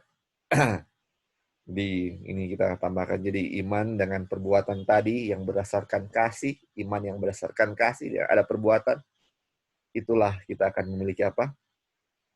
Benar-benar memiliki, menerima hujan akhir. Dan ini harapan kita semua ya, memiliki latter rain. Dari dulu kita sudah belajar latter rain, apa itu? Dan inilah ya kita terima ya, hujan air atau pencurahan Roh Kudus dalam jumlah yang besar. Puji Tuhan. Jadi kalau Roh Kudus kan rohnya Kristus kan. Kalau sekarang kan kita terima sedikit-sedikit kan, kalau nanti akan terima dalam jumlah yang besar. Roh Kristus itu siapa? Kristus sendiri. Jadi nanti kita akan terima Kristus secara penuh dalam diri kita. Mungkin kita baru terima sedikit-sedikit. Nanti kita akan terima karakter Kristus. Makanya Christ is waiting with longing desire to manifest untuk manifest himself in his church kan. Jadi pencurahan Roh Kudus dalam jumlah besar yaitu kita sudah ada Kristus sepenuhnya, kita sudah lihat Kristus sepenuhnya. Baru dia akan datang untuk menjemput kita. Inilah letter rain itu. Lali. Ya. Mau tanya tapi kalau kita berdoa kepada Bapa kan bukan kepada Kristus, hanya dalam nama Kristus gitu kan? Iya. Betul. Oh, karena itu yang diajarkan Kristus, kita berdoa kepada Bapa. Berdoa kepada Bapa, iya betul. Oke, thank you. Iya, terima kasih ya. Silakan Kak Dolphin tadi. Ya, Li, tadi pernyataan terakhir lah, Li bilang bahwa kecurahan Roh Kudus Kristus. Saya mau ganti kata itu dengan kecurahan Kristus sepenuhnya kepada kita ya. Betul sekali. Jadi artinya karakter Kristus itu kita nggak boleh cepat-cepat begini. Ini sudah mau midnight, kita sudah harus punya karakter Kristus. Bukan seperti itu ya, karena ini letter rain ya, sama apa? Sprinkle sama letter rain. Jadi kita tidak, ini yang bikin saya selama ini bingung adalah bahwa kok saya belum memiliki karakter Kristus ya, kok saya belum jadi ya. Nah, dipicu dengan itu pemahaman ini jadi salah, karena ternyata ketika kita belajar Bible study dan segala sesuatu karena kemurahan Tuhan dibukakan satu persatu ya. Ini apalagi righteousness by faith, ini pekabaran malaikat ketiga. Dan kemarin kita bahas tentang Sister Gladys bahas tentang bagaimana kita nanti kalau di country living punya rumah yang ada ventilasi, yang udaranya banyak masuk, yang matahari banyak masuk. Dan Lali bilang bahwa kalau kita selama ini kita berdoa untuk punya country living, dan Tuhan mau bahwa kita memiliki knowledge ini dulu, ya. Lalu dengan waktu Tuhan kita diizinkan pergi ke tempat yang sudah Tuhan siapkan. Ya. Jadi kalau kita nggak punya knowledge, lalu kita pergi country living dengan segala kebuta-butaan kita, dan terjadinya pada akhirnya kita dalam keadaan yang salah dan akhirnya kembali lagi ke kota. Atau kita di country living sakit-sakitan. Nah ini saya mau hubungkan dengan yang baru saya bilang tadi bahwa ini semua ada proses dan tidak terjadi secara instan. Jadi kita ternyata nggak bisa juga bilang kok saya belum ada belum seperti Kristus. Karena pekabaran itu pernah saya baca, saya lupa kutipannya di mana. Terangnya dari pagi hari itu, terangnya dia naik pelan-pelan sampai rembang tengah hari ya. Akhirnya dia jadi terang sekali pada waktunya, misalnya jam 12 siang. Nah, pekabaran ini kan kita belajar pelan-pelan. Saya ingat dulu pertama Righteousness by Faith kita belajar tahun lalu ya itu. Dan ternyata sejauh ini masih banyak lagi yang harus dibahas dan lebih dalam lagi. Nah, oleh sebab itu dihubungkan dengan Joy sama apa tadi Brother Roy bilang bahwa buah-buahnya kan terlihat. Akan ada buah-buahnya yang sampai pada waktunya kita kepenuhan Kristus. Dan maksudnya waktu murid-murid dapat kecurahan Roh Kudus secara sepenuhnya itu di upper room ya, Le ya? Ya, di kelas ya.